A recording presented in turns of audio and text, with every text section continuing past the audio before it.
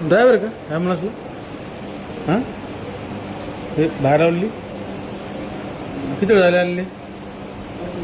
हां काय होतं गाडीत?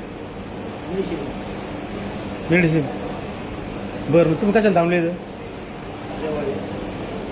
हे ड्रिंक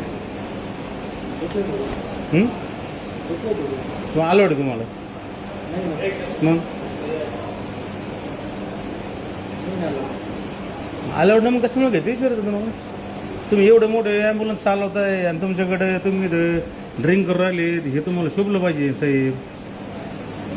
अहो ड्रायव्हर साहेब, तुम्ही एवढी मोठी ॲम्ब्युलन्स महाराष्ट्र शासनाची, तुम्ही इथं एवढा मोठा शिक्का घेऊन तुम्ही खुशाल इथं दारू पेत बसले, तुम्हाला थोडा लाजा बिजा आहे तर सोडलेत तुम्ही? हां म्हणजे ते टेक्निशियन इथं बाहेर आहेत, तुम्ही इथं दारू पिऊ राहिले. कमीत कमी गाडीचं भान ठेवायचं ना, गाडी कोणती वापरू राहिलेत तुम्ही?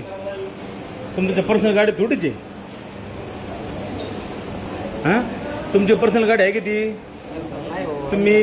तुम्ही स्पष्ट महाराष्ट्र शासनाची तुम्ही बदनामी करते दोघं जण.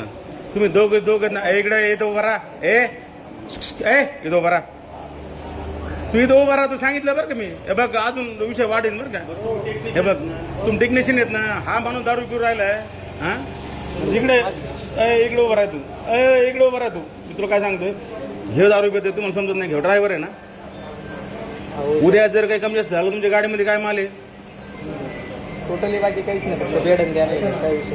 अहो पण इथं तुम्ही दारू प्यायचं काय कारण आहे का? तुमची गाडी तुम्ही तिथे लावा आणि तुमच्या कुठं झगमारा ते मारा ना तुम्ही.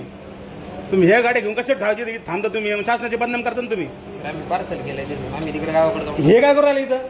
हे इथं काय करू राहिलं? आहेत ना. तुमचं आडनाव काय सर? नाव काय तुमचं? पूर्ण नाव सांगा तुमचं. इथून नाही भेटलं तर आम्ही घेणारच येते, काही विषय नाही त्याचा. शन्नू भाई